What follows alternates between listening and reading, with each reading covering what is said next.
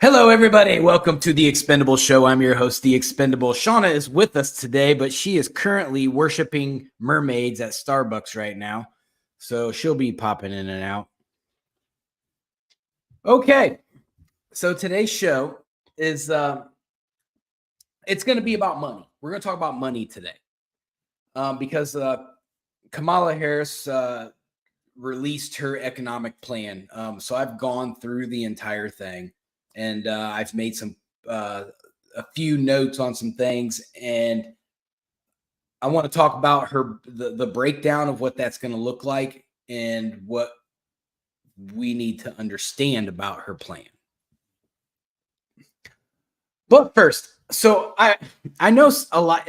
If all of you are on social media as much as I am, because for my podcasts and stuff, and I've got to be here, there, and everywhere on social media. And I've got my book is getting made right now.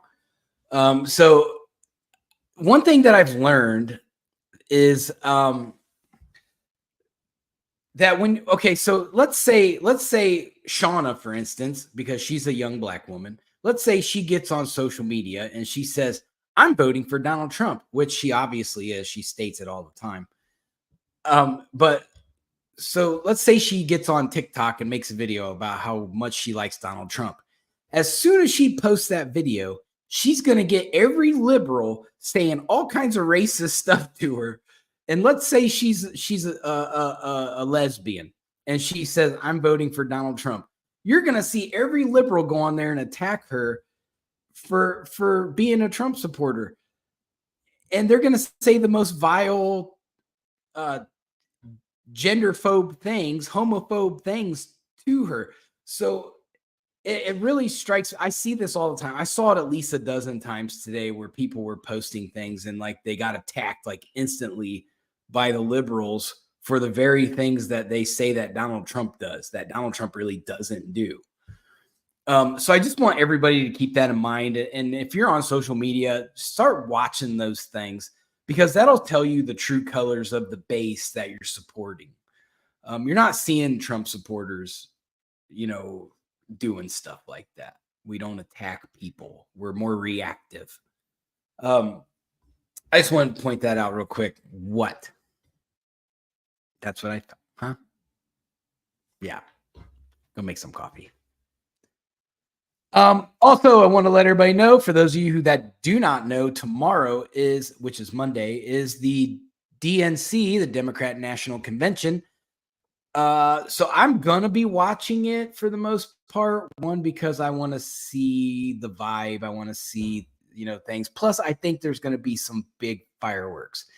Like what I've talked on my podcast, if my dad's right, this might be kind of crazy. Plus, they're expecting 100,000 anti-Israel protests mixed in with some Antifa idiots. So you're going to see a lot of stuff. Like, they've already boarded up Chicago. Like, did they board up Milwaukee when the Republican National Convention came? No, they didn't, because Republicans don't tear up cities. So there's that. So I'm going to be watching, because I think something bad's going to happen at the DNC. Not saying anything. I just have this gut feeling that there's going to be some big news between tomorrow and Thursday.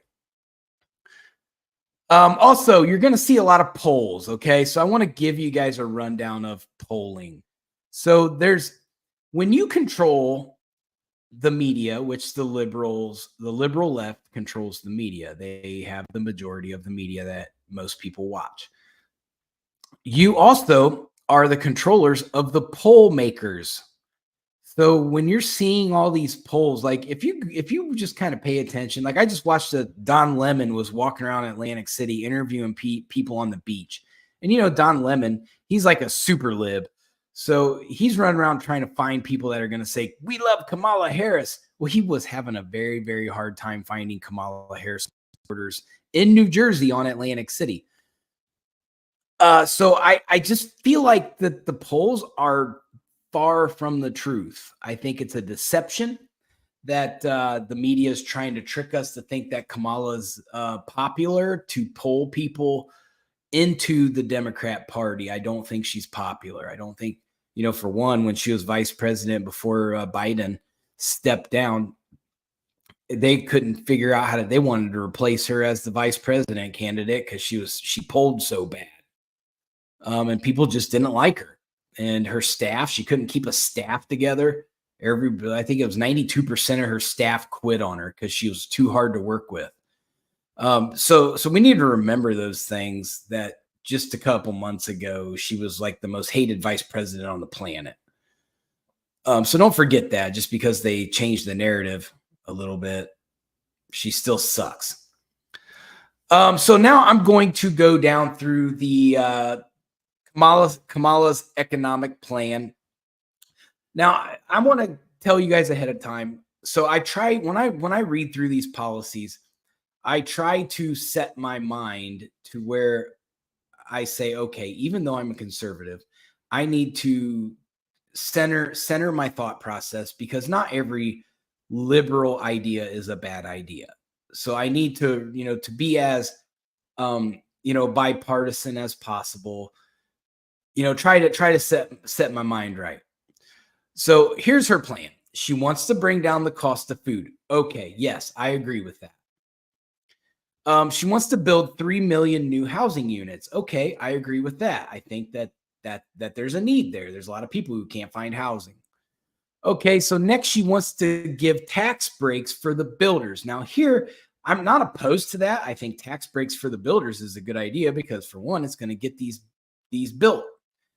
But when we look at the liberal crying that they do over giant corporations getting tax breaks, that's what Kamala's doing. Who do you think is going to build these houses? They're going to be giant construction companies that are probably, not on the same level as Halliburton and some of those major companies that rebuild things, but they're going to be large, corporate construction companies that are going to put these housing units up, and because they can do them cost efficiently and they can do it quickly. So there you go. There's strike number one. Kamala Harris is catering to corporations with the tax break already right off the bat. But I know you liberals that you guys don't listen to none of that because your candidate said it. So we don't have to listen to that. She also wants to do a $40 billion fund to help local governments find solutions to the lack of housing supply. Okay, why? I couldn't find anything as to what her thought process is on that. Why do we have to give $40 billion to help the governments? What is the government's going to do with it? Are they going to hire more surveyors and prospectors to go find land to build on? Why do you need $40 billion for that? Why can't those people just do their jobs that they're already getting paid with taxpayer money to do? So I'm against that. I think that's wasteful spending. I would be willing to bet that once she writes that out, it's going to be catered towards her friends. Okay, now this one, stay with me and try to pay attention because this one's confusing when you're just hearing the title. She wants to pass the Preventing the Algorithmic Facilitation of Rental Housing Cartels Act. That makes no damn sense when you listen to what that says. The Algorithmic Facilitation of Rental Housing Cartels Act. So what, we're going to keep cartels from living in properties? I mean, that's a good idea. We don't want cartels to just live wherever they want. But at the same time, let's see what it means. It means to prevent landlords from using price fixing algorithms to increase rent. So why is the word cartel in there? That doesn't make any sense. Who came up with that? That has to be one of Kamala Harris is just writing stuff down. Maybe Joe Biden made that one. Kamala was like, hey, just make up something. He was like, okay, cartels. There you go. Algorithms and cartels. Here. But yeah, so this one's not going to work. And here's why.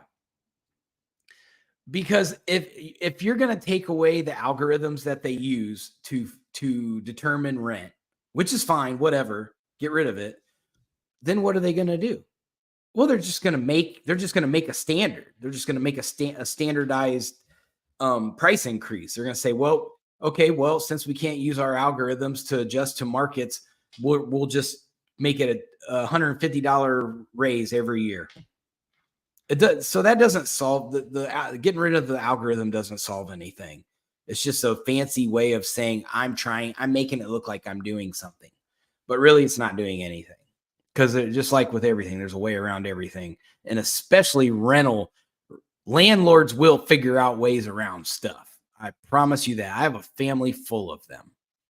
I have a rental property as well. I'll find ways around stuff. So there's also the $25,000 in down payment assistance. Now, this is the one that's gotten the most headlines on stuff, but there's criteria to that, and that's what the media really hasn't talked about all that much.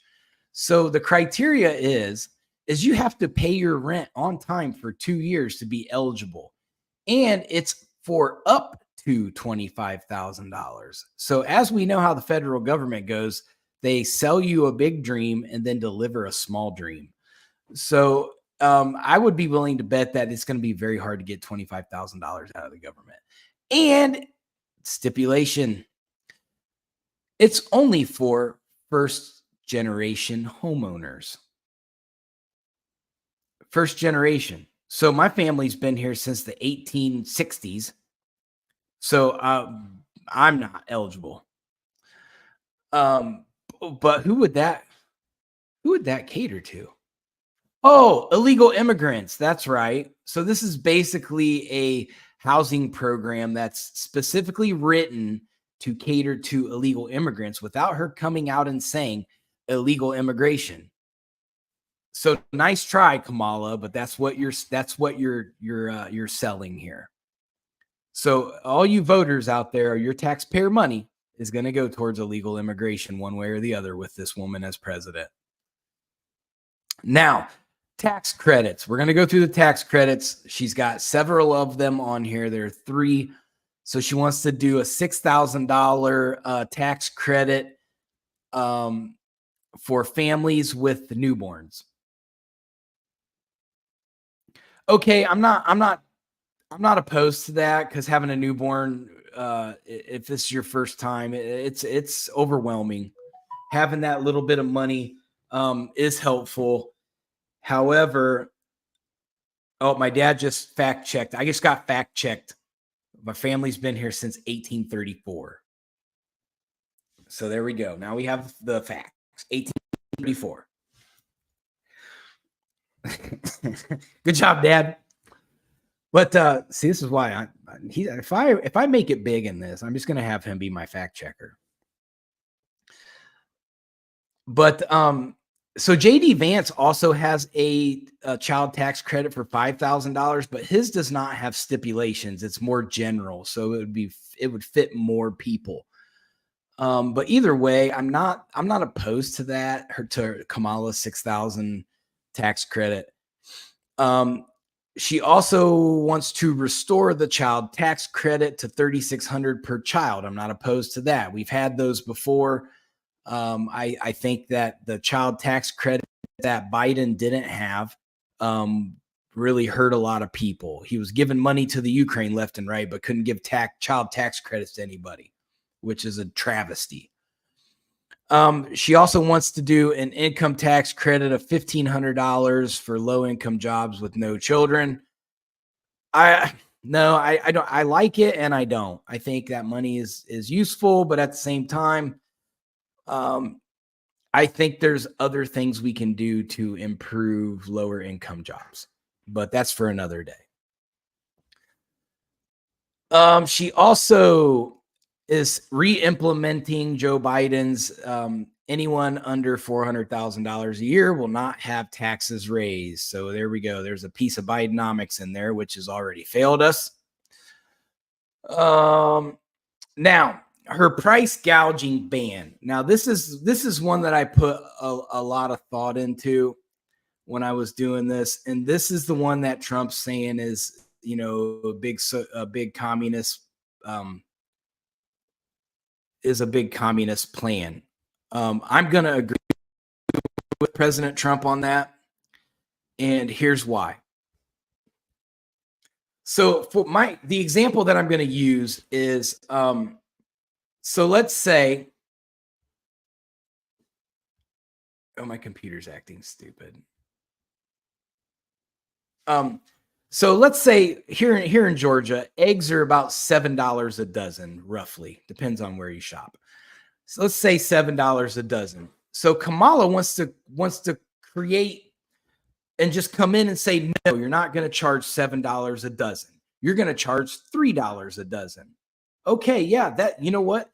That immediately is going to help the consumer, but in the long run, it's not. Because what they did under the Biden administration was they sped up the pay rates. You know, they pretty much made everybody raise their pay rates, which was partly because of inflation. You had to, and we'll talk about the inflation here in a minute. But so if you hired your worker, you're making $7 a dozen for eggs, and you had to hire your worker for $15 an hour. And then Kamala Harris comes in and says, hey, now you can only charge $3 a dozen for eggs, but you still got to pay $15 an hour to this employee. You have severely cut into your profit margin, if there's even a profit margin left. So what this is going to do, it is going to destroy small farms. It is going to destroy mega farms, because she's going to cut them. She'll cut the prices heavy. So what else will it do? It's going to cause food shortages, because when you deal with businesses like this, what they'll do is they'll dial back the workforce. So there will be less workers. So production will get done slower.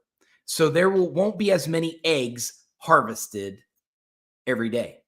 And so there will constantly be a shortage of eggs. And this goes for the meat industry. This goes for the wheat industry, anything in consumer markets. We are going to see shortages, because she's going to drastically cut just to give a temporary relief that's going to hurt us in the long term. So what's going to happen is you're going to see small businesses will go under. It is a fact, and you will see it instantly. Small businesses will go under. Or what she'll do to remedy that is she will provide money to the businesses to keep them afloat at those price points. So when you look at it in a whole, so you have the government telling you how much you can sell your product for, the government bailing you out when you can't make your bills, the government doing this, the government doing that. What is that defined as? That is a communist country. So President Trump is exactly right. Maybe he just hasn't done a good enough job of explaining why it's a communist thing. But I hope that now that I've thrown this out there for a lot of you, that you will see that what Kamala is trying to do is get more government control over people. And that's very communist. It's very Marxist. It's even above socialism. Socialism doesn't even, like, she skipped socialism, went straight to Marxism and communism. So we have, if Kamala Harris is our president, we will all see massive issues in our finances, worse than what we have now.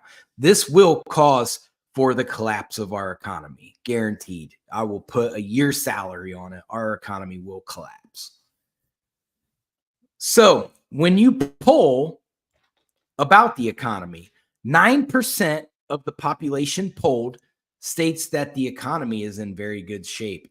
9%. So 91% say it's not. So 45% choose Donald Trump to handle our economic affairs. 25% say that Kamala Harris can handle our financial affairs. So Kamala's already polling bad on the economy. She polls bad on the border. she's polling poorly all over the place. So how am I supposed to believe that she's winning in the national polls? Because those polls are a lie. It's more psyop. Shauna, hello. Do you have something to say? Okay. Your hair looks nice. Kamala also wants to do no tax on tips, which she announced a few days after the Trump campaign said they're going to Now, I got something to say about that. That would be great. Hello. Why are you even taxing on our tips? Like, what are you doing? You know, I work at Starbucks, and that's the big thing, that we've always had tips. Now that they do these e-tips, when you look at your paycheck, they tax that. So we're getting taxed like 3 times on our checks now. I'm not with her on a lot of things, but definitely with that one. Well, you know what sucks for me? Just like I've been getting my tattoo worked on, right? So I know I don't carry cash. Who carries cash anymore? So I put my tip in on the card, and I know that the government's going to tax him. So not only am I tipping him, but I'm also trying to compensate him for the tax that they're going to take, which is probably dumb on my part to do that. But for my tattoo guy, I'm going to make sure my tattoo guy is taken care of. Yeah. I also just kind of found out too that we're supposed to like put that in our taxes that we do get tips. I haven't done that. Not doing it. Absolutely not. Well, I agree. So of all the things Kamala Harris has talked about, probably the no tax on tips is the best plan. It's just sad that she had to steal it from Trump, but at least both candidates are looking to do that. Because I think employees that are tipped, most of those people do that because that's their part-time gig or that's their extra money income.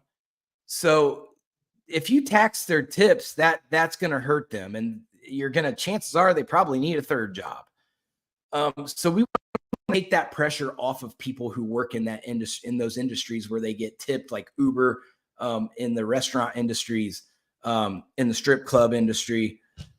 Not to throw that out there, but I do believe that we need to take the taxes away from the tips. I think it's petty, which should also allow for Kamala Harris to get rid of the 78,000 IRS agents that Joe Biden hired. Well, let's say Biden and Kamala Harris hired to chase around the couple $100 that everybody who is a tipped employee was getting. So that's my thought on that. So I covered the oil industry in a just a quick little thing, because there are people argue about this on my Facebook page all the time. And it's people who don't know what they're talking about when it comes to the oil markets. They just go to the gas pump and go, look, man, gas went down 20 cents. It's only 3.05 now. Well, no, it don't work like that. But what you have to look at, and then they say, well, Trump had markups. He benefited on the gas prices because of COVID, because there wasn't a demand. So I went and compiled all the data, and the U.S. oil consumption stayed relatively the same even through COVID. People still went to work. People was still transporting everywhere. And on top of that, like we were talking about the other day, Shauna, people were flying, because airplane tickets were cheap as hell. So people were flying all over the place, right? Still mad about that. I wish we could go back to that. Like, let me not be pregnant this time so I can take advantage of that. That'd be great. Right. So people, like, we were still consuming fuel. So we were still like in 19 to 20 million barrels consumed of oil a day, pretty much consistently from 2017 to 2023. Now, the difference of that is when you look at, so the cost to refine oil is about 40 cents a barrel. Okay. It's about 40 cents a gallon. So, and that has pretty much stayed the same from 2017 to 2023. So when you look at the price that the United States government sells the oil to, like ExxonMobil or, Texaco, or all these major, oil companies.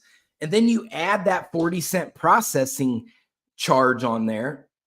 And that gives you, how much is invested into the oil. So then you take the amount of money that we pay at the pump minus the processing charges, and that'll give you the markup, what the oil companies made per gallon off of the oil. And that's what we need to look at, is how much did the corporations make? Under Donald Trump, the corporations made, in 2017, they made 80 cents a gallon. In 2018, they made 79 cents a gallon. In 2019, they made 84 cents a gallon. In 2020, they made 82 cents a gallon. So you see the pattern here. It's right around like in the 80 cents a gallon. Now let's go into the Biden administration. The gas companies made $1.34 a gallon off in 2021. 2022 was $1.29 a gallon. 2023, $1.23 a gallon. So why did the oil companies make 50 cents more a gallon than when Trump was president? Because Trump made a deal, because Trump's a good businessman. And he went in there and said, hey, you guys aren't marking your oil up as high as what you have been. You're going to help the American consumer. And that's what happened. So when these guys get on here and they say, well, the president doesn't have any control over oil prices, that's a giant crock of shit, because they do. The president, all it takes is for somebody like Donald Trump to go in, put their foot down and say, hey, you guys are making 200% more than what we're selling it to you for. That's too much. Lower your price. Let's give American people a break. And then we ended up with $2 a gallon oil or gas. And, now we're up to the average national average is $3.49 a gallon. That's just, it's nuts. It's nuts. We're deceived to think that the presidents don't have any control over that. We are the oil market. We can control whatever we want. Donald Trump can go in there and say, I'm not paying attention to OPEC's prices no more. And that's what he did. And he said, I'm gonna charge you guys $1.50 a gallon for oil. Do you guys want it or not? Okay, deal. And it's a negotiation. And I never did that. And so I'm not hearing anything out of Kamala Harris about how she's going to get our oil under control. However, how is our gas prices going to go down? Because I'm not seeing that.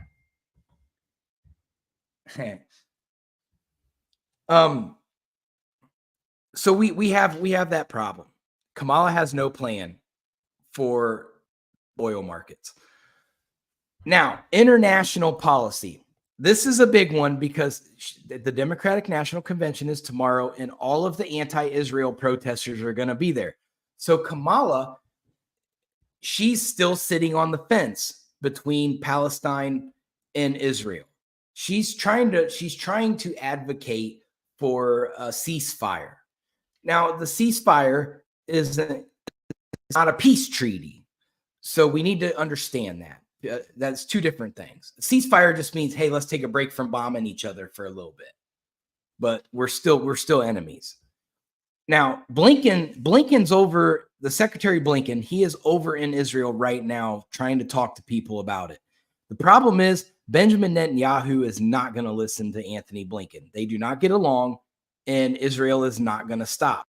So politically, this is going to hurt Kamala Harris. Because same thing with Joe Biden. This is why they call him Genocide Joe, and they're calling Kamala Killer Kamala. They are waiting on our president to put their foot down and say, enough, no more killing. You go over there and chill. We're not doing this. But they won't do it. Neither one of them will do it because they're afraid, if I do this, then I'm going to make the Israelis mad. If I do this, well, I'm going to make my Gen Z base mad and the Muslims mad. So what they've done is they've just stayed down the middle and nothing is getting done. So we have this, and that's going to create more animosity. It's going to create more tension, and things are going to happen. So I don't see where this is going to benefit Kamala. She's gonna start losing votes over this. She already is, but at the same time, it's just not going to get any better for her. And then I've heard nothing out of her about the Russia-Ukraine conflict. They should be in peace with that. That conflict's gone on too long. Somebody needs to sit down with Putin and Zelensky and say, how do we end this right now? But instead, you've got Poland is amassing troops along their borders. Poland is shooting immigrants. Poland, you've got all these countries over there in Europe preparing for war. They're already fighting their own civil wars over there. That is a disaster over there, and that's what happens when you have weak leadership in the White House. The world catches on fire. We didn't have these problems when Donald Trump was president. We need the world to calm down. And Kamala Harris is going to keep that torch lit. I promise you that. She's got an agenda and it doesn't benefit anybody except her. Do you have any thoughts on that, Shauna? I know you're a big Kamala Harris I think fan. One of her things that she's like, they have been promoting like on the TV and stuff, it's like, oh, I'm a radical. I just feel like if you are, then you should just be, more radical. Like, there's just a lot of things going on that just haven't been spoken on. And it's just like, kind of tired of hearing, oh, well, Donald Trump isn't going to do this. Donald Trump isn't going to do that. But it's like, okay, Kamala, we know that y'all don't like each other. We know that's part of you guys' debates that y'all are going to do this. But what are you like really going to do? Like, that is a big thing. Like, talking about the borders and like the international conflicts that's going on. Like, yeah, people didn't like necessarily the way Trump did things when he was in office, but it is like we were at a moment of peace where we didn't have all of those things going on, like because nobody wanted to upset him because it was just like he was like happy with the trigger finger. Like if you say the wrong thing, he's liable to set off something. So not saying we necessarily want it to be that because, history has also shown people who live in fear are at a certain point going to fight back. But, getting that respect back for our country, showing that you can't just push us around. You're not going to be able to just do all of these things and we have nothing to say about it. So it is just like that is a big point for her. If you want to really win the election, like what do you plan on doing about these things? Because that hasn't been talked about from her at all. And it's just kind of like I'm interested to see if it's going to be talked about at the forum, but I mean, she hasn't talked about it now, so I doubt that it will be something she talks about then either. Yeah, it's almost like they're ignoring that there's international problems going on. It's really confusing. Like, does everybody forget that there's all these things going on in the world? Like, you've got China. China's in a standoff. Like, their Navy is like trying to pick fights with the Philippines. Like, there's all this stuff going on. It's just so much going on. And then, but it also makes you kind of realize too, like how big America has been a staple and everything, and to see us at such a weak point with our government, it's like, and you see so many like fires going on because it's like you see our home base is not together. It really makes you like kind of take a look back at everything, kind of like, wow, didn't really realize how important our government structure meant for everything else, so I think that's a really good point.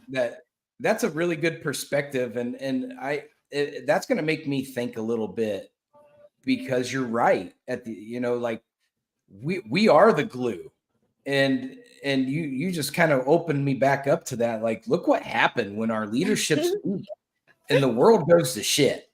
What I look at this like, the mom is the one in the household that like keeps everything organized and together, and it's just like, I know for me, like if I'm not in the house too much, my kids are like all over the place. Everything is like all over the place. The whole household is just in disarray. And I kind of feel like that's what it's like looking at with America right now. It's just like when we have our shit together, everybody else is pretty cool for the most part. But like right now, because we don't have our shit together, it's just so many things going on. And it's just like, all right, it's just a lot. Like looking at the riots going on in the UK, like, and then you're saying like looking at China with the Philippines, like everybody doing all these different things. It's just wild. Like, it's just like, can we all calm down for like 10 minutes? Just give everybody a breather. And like, it's not going to happen until we have a leadership that will actually look at the issues and address them. They're ignoring the issues, completely ignoring them. It's like, and you can't do it. And I know, like, and I think like the thing with Kamala and the Democrats, they want to please everybody. And you can't do that. You're not going to be able, like, somebody is going to be unsatisfied. Like, somebody is not going to be happy with the decisions that you made. But the whole thing is like, if it's going to create peace for everybody, where we all get to like wake up and be like, "Ooh, gas prices not so high. I'm not on the brink of homelessness this week." Like, there's just going to be some things that you're going to have to make those tough decisions. Like, and I wonder, like, how does that look for, like, in her mind, how does that look for you with you making these promises as you possibly being our president? Like, what does that look like for you? Like, what does everyday life in America, like peace, look like for you at a certain point? Because I mean, you're not going to be able to make everybody happy. Somebody's going to be upset. So what is your plan for that? Right. Yeah, because people have interests like on two different sides of the spectrum. You're not going to make people happy on both sides. So, I mean, you got to find ways to cater a little bit here, a little bit there without, you know, showing favoritism too far to one side. And that's what leadership is good at, you know. Maybe and Trump might not have been as great at that as what I would like a president to be. I thought Ronald Reagan was probably the last great president we had that could appeal to a little bit of everybody.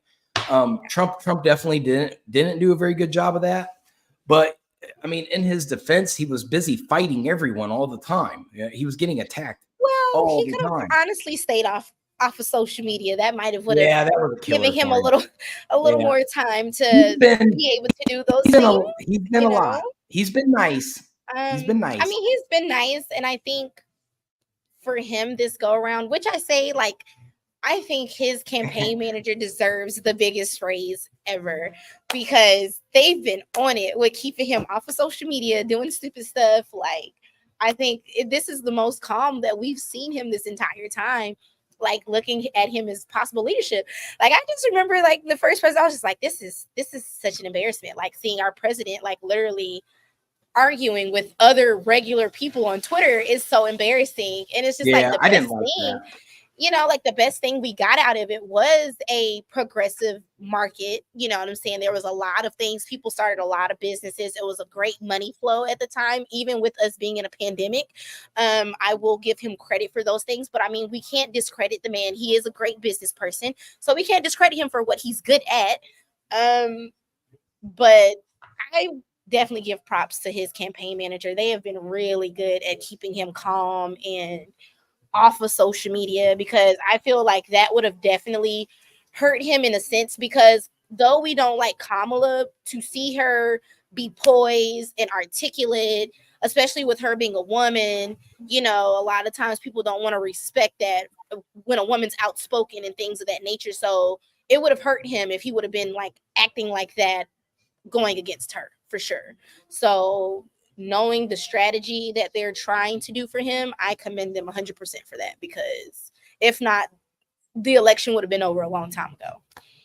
But yeah, I don't know, man. I don't know. It like I said, all of this stuff just really makes you realize how big America was for everybody in the world. So, but I feel like this has also brought a lot of people together, though.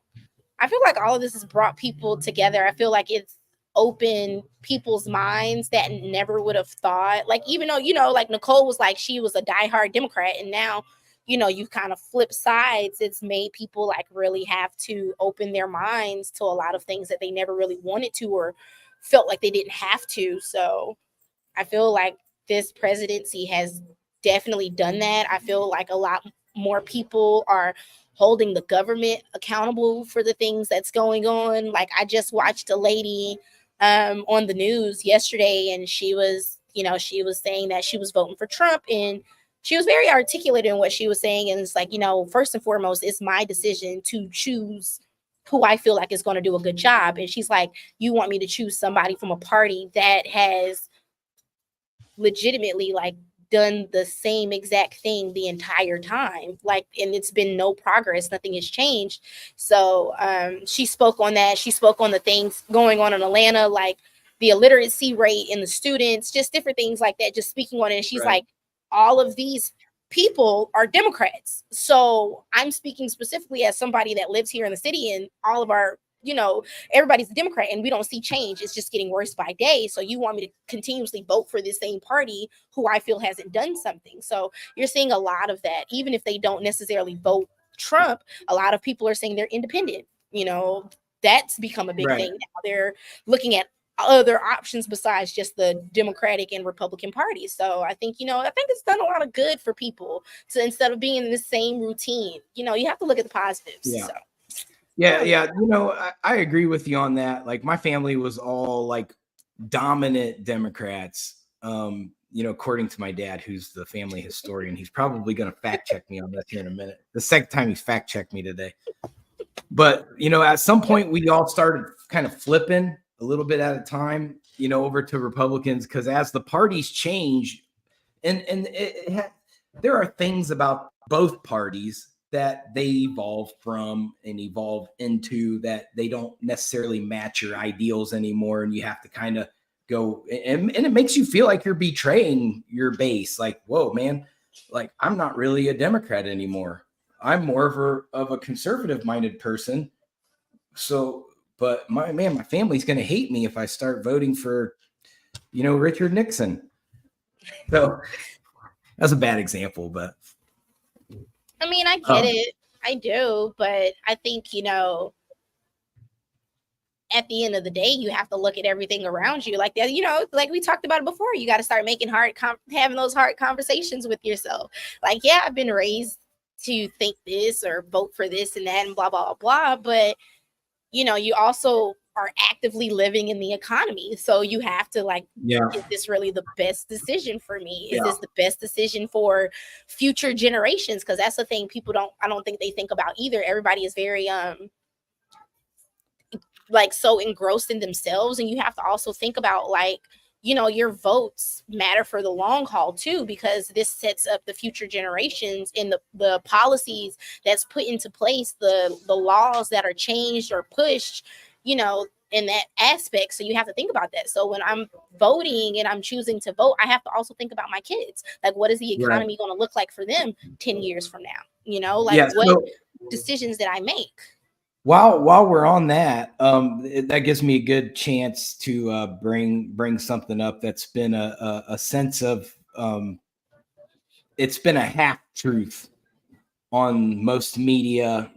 So they talk about inflation. So they had that inflation report come out, and they're like, "Well, inflation only went up to 2.9%." Okay, well, do they not? They're not reporting. So the rule of thumb for jobs is you give 3% raises if the employee is doing well, right? General rule of thumb is a 3% raise. So if you go back and you look at the inflation rates for the last 4 years during Biden's time, 2021, it was 4.7%. So we lost 1.7% of our income that year. Then you go to 2022, it was 8%. So we lost 5% of our income. 2023, it was 4.1%. We lost more income. So 2024, they said, oh, it's 2.9%. Okay, that's great. That's in the ballpark. We gained 10 cents back. Thanks. But when you add it all up, we lost 19.7% in to our 12% that we would have made. So that's why Americans are we're underwater. We're not making, like when Trump was president, let's see, 2020, the inflation rate was 1.23%. So we made money in 2020. Where ever since then, we've been going down. Our dollar's not worth as much. And that's what a lot of the liberal media isn't telling you. They're like, well, the economy's getting better. The economy's great. No, it's not. The inflation rate, yeah, it shows 2024 was 2.9%. That's better, but we're still underwater from the last 3 years. That 8%, that kills us. That kills us. We are in bad shape economically. Where are they polling this that they're saying the economy is great? Because they don't have to poll it. They just poll it. we live in Atlanta, so there's a lot of development and things of that nature going on, but it's also a lot of empty buildings that's just been developed. There's a lot of houses that's been built that's empty right now. It's a lot of lots where they bought them, knocked down the old buildings to build something else, but they can't because people can't afford it. So where exactly is these numbers coming from that, oh, the economy is great? No, because we can speak for in Atlanta, like the average one bedroom, one bath is like $19.30 right now. And the average person in Atlanta is making like $15 an hour. Like where are you getting this from? And that's a single person. That's somebody that doesn't have kids, that doesn't have dependents, any of those things like that going on. Like where are we getting that from? I don't, in what economy? It can't be ours. It can't be. Okay, so Desmond brought up a point. He said, I do remember a lot of companies reporting record profits that mirrored inflation rate. So that, and that's broad. That's a broad statement. I know in the oil markets, which is what me and Shauna work in, it's a different ball game because ours is oil based. So when the prices are high, we hold. Which is what we've done for the last 4 years. We didn't really make as much money as we could have because we've been in the holding market. Now, when the prices go down, we'll be in a sell-off, and then we'll be able to make money, or make more money than what we already did. I mean, we do well as a company, but we didn't make like record profits or anything in our corporation. But like I said, our business is specific market based. And I know, I don't know how it was for Cooper's. I think Desmond probably still is associated with Cooper's, but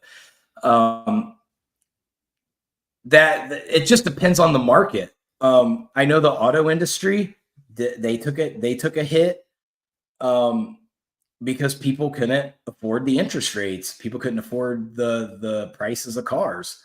That was bad. Used cars were going more than what a brand new car would go. Make sense of that. That doesn't make any sense. I don't know how they managed to make that happen. I've never researched it. Why would I go pay for a brand new car that's gonna, on average, like a new car is like $40,000 when I can go get me a used one for half of that? Like, yeah, no, who's doing that? Couple of extra miles on the car, not a problem at all. I mean, it's not like I need a brand new car anyways. Like if you live in Atlanta, the roads are shit. So I wouldn't want a new car anyways. Like all these potholes, who wants to drive on that? So I very much could see how that happened. But then you're gonna pay more for that used car than you would for a brand new car. It was easier for me to buy my Telluride with no miles on it than it was to look at a used car with 10,000 miles on it. Yeah, you're right. Like even now, I'm car shopping and it's like, well, I might as well just get a new one. I'll get better rates and everything right now for it, honestly. Although I don't want a brand new car. But yeah, it's interesting. but I mean, to go back to Desmond's point, it's just like in the oil markets, though, just like what I was just talking about with the gas prices. Biden did not negotiate the markup with the oil companies where Trump did. The oil markets were only averaging an 80 cents a gallon oil markup, where under Biden, he either didn't negotiate at all, didn't realize he had to negotiate, or just didn't care. But his average was $1.30, $1.28 a gallon, a market increase. So, that it's part of negotiations. We had an economy that matched our growth. Everything was, we didn't, when you look at the graph, You know, the NASDAQ wasn't hitting like 40,000 like it is today, but our growth was big compared to the inflation. So our raises were outgaining the inflation. And that's why people felt like they had more money, where in the Biden administration is the complete opposite. And that's why people feel like they don't have any money. And I know there's people out there, you know, Desmond, like our buddy Paul back home, he's made so much money during the Biden administration. Okay. Well, yeah, if you bought all your stuff during the Trump administration at all the low interest rates that you got to have during Trump's administration, like I'm paying for a house that I'm probably paying twice as much a month for than under the Biden administration than if I would have bought it sooner under Trump's administration. I wouldn't be complaining about my money if I had bought this house during Trump's tenure, because the interest rates would have been so much lower.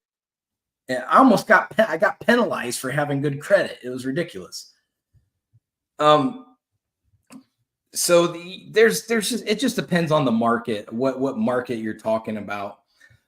Because I haven't really like looked into that. I keep hearing a lot of people talk about, well, everybody made record profits, but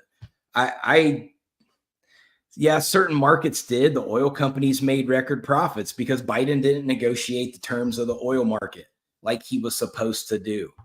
This is something they do. They set the cap. It's consistently 50 cents more a gallon than Trump's every single year. And it's because Biden didn't do it. Now Kamala Harris has said zero about gas prices since she's been the nominee. So I mean, I know she says she's going to release more of her plans, and I hope she does here pretty soon, because I think for people to say that they're going to vote for Kamala Harris because she's a better candidate without even hearing her full platform is ignorant. Like, we don't know what she's trying to do, but I can tell you that her economic plan is not very good. And that's, you know, there's parts of it that I'm okay with, and there's like, but to put a cap on goods, Desmond, that will affect your job. I promise you that. That cap on goods will affect your job in a negative aspect. Either they'll cut employees, or they'll just start getting rid of your raises. One of the two. There's going to be a backwards trend on that. So as somebody who runs my own plant, I'm going to have to think ahead that if this is the way that we're going to go, how am I going to combat that to make sure my employees don't get screwed?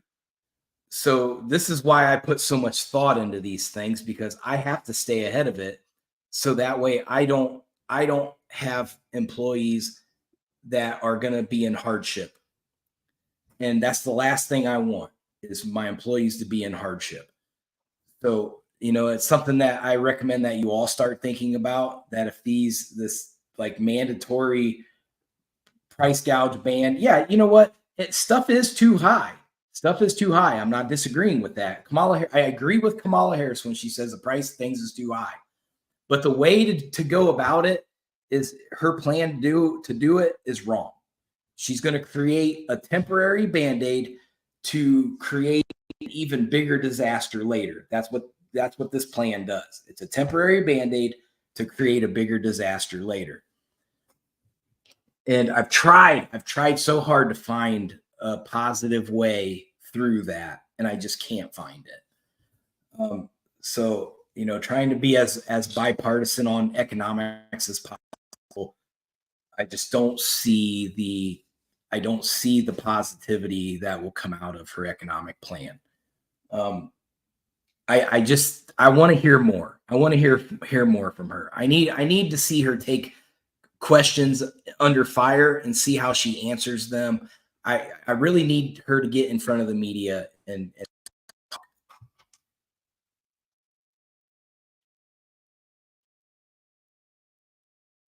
sorry, I'm reading Desmond. I was reading Desmond. Well, isn't that just great for you, Desmond? Our city's so big, we can't have. Well, we do have solar. We do have that solar farm south of Atlanta, like down by Macon. That True. big, massive one, 75. Yeah. I've been seeing a lot of that too, especially like older retired people. They've been putting like solar panels and stuff on their homes to help like energy save and stuff like that, which I find very hilarious. Like a lot of you would think you would see it in the younger generations, but like in my neighborhood, it's a lot of older, like retired people. Like they've bought these houses when the neighborhoods were built like in the 70s and the 80s. Right. So to see a lot of them like doing those I like it. I think it's great. Like to see older people being more open minded to things like that. You know what? I also find it very funny. Right. I'm not against renewable energy like that. I mean, obviously we're in that kind of business, but like even my dad, I never ever thought in a million years he'd put solar panels up, but his one barn is full of solar panels. And he is like, you know how much money I save by having those up there? For sure. So, I mean, I'm glad Desmond, I'm glad that the Coopers do that. And I know Gary Cooper, and he is a really, really good guy. And he always does seem to be ahead of the grain on things. He's a very, very smart man. So it doesn't surprise me that he's been able to create, a structure that's going to survive a lot of situations. So I know Cooper's is ran very efficiently. So, Desmond works for a really well ran company. So yeah. So I don't have anything bad to say about Cooper's. They do they make like the turkey and like they have their they have hog. I think they have hog farms, and they do turkeys and chicken. They do chicken, I think, too. But it's like I told you I'm about to do me some chickens. My kids eat too much eggs. I can't be sitting buying all these cartons of eggs all the time. We about to get some chickens ourselves. Yeah. But they got farms like all over the place. Like they had that's a massive operation, but they do a very good job, and they employ a lot of people. It's like right down the road from our plant in Van Wert.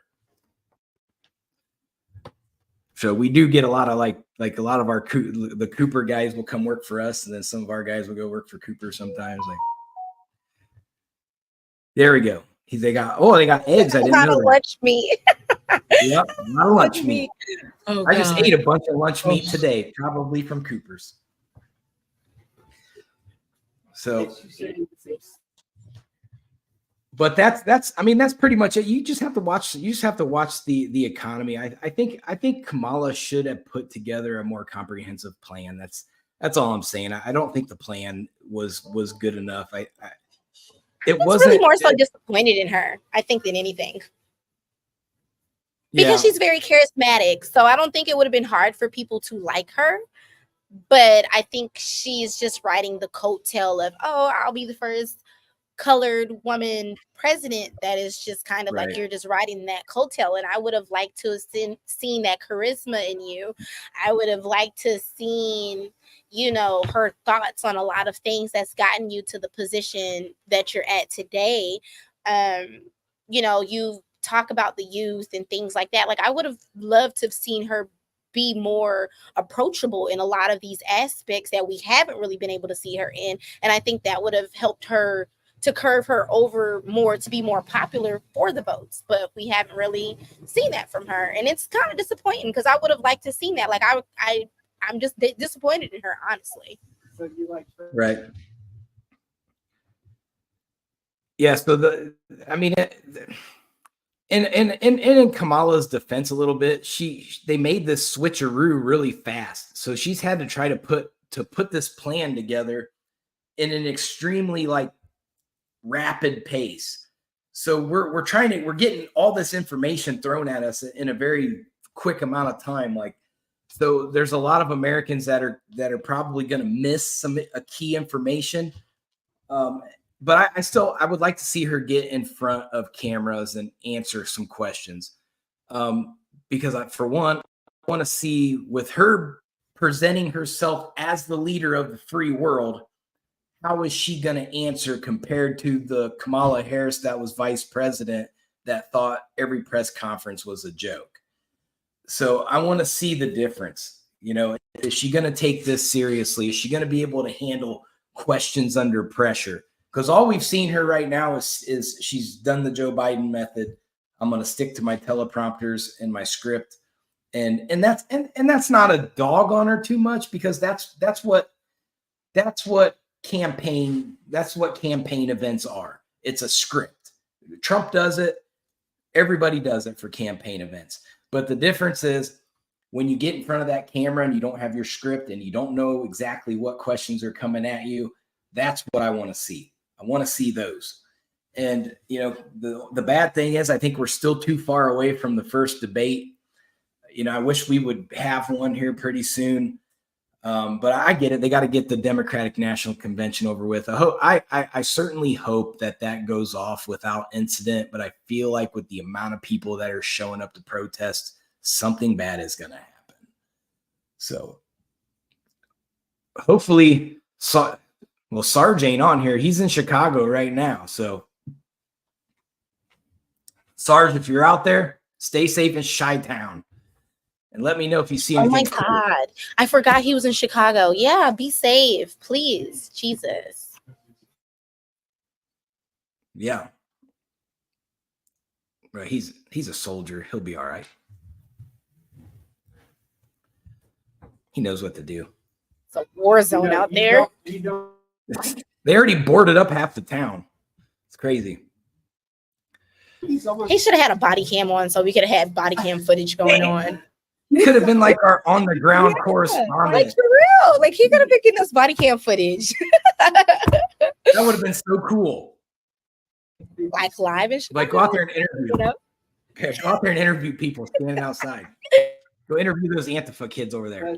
Look, we need to get him a microphone and stuff so he can go walk around asking questions. Yeah, he'd do it. He'd do it. But so I think hopefully I've made some sense out of the economic plan a little bit. And as things progress and we see more of her plan, I'll look at it. And I actually need to go back through Trump's plan because I'm starting to I'm trying to draw inferences, but I keep forgetting things. So I'm going to have to go back and reread that to make sure that I know what I'm talking about. But because there's so much information when we're being flooded with so much information right now, it's tough to keep up sometimes. I literally, my desk is full of note cards with notes on them all over the place. And then my cats get on my desk and they throw them all over the place to make me mad. Because they're trying to kill me. My cats are trying to kill me. Just come one day and half your face has been eaten off. They were. Did you see my video on TikTok when the cats were standing around me, just staring at me? They're definitely plotting. My TikTok video. They're definitely plotting. The only reason why they haven't done it is they got to figure out, okay, if we kill him, how are we going to get out of the house and how are we going to eat? Well, they'll eat probably. They'll eat the they'll dog. probably you first and then they'll eat Yeti second. Yep. Because Yeti, she can't fight. I have the wimpiest dog ever. She's a big, giant German Shepherd for nothing. She don't ever leave my sight. She's literally underneath my desk right now, laying at my feet. Big old baby. She's a super big baby.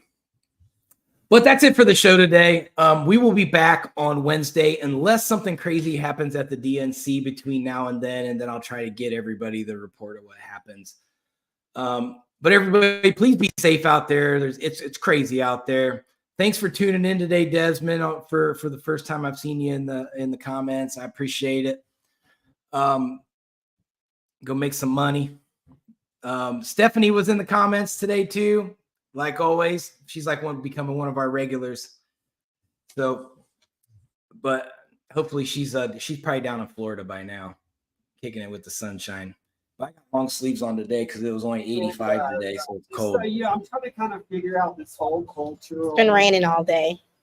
Yeah, true. But I will see everybody on Wednesday. Be safe. Know where your kids are at. Everybody just chillax. It's gonna be all right. I promise. All right, I'm out. Peace.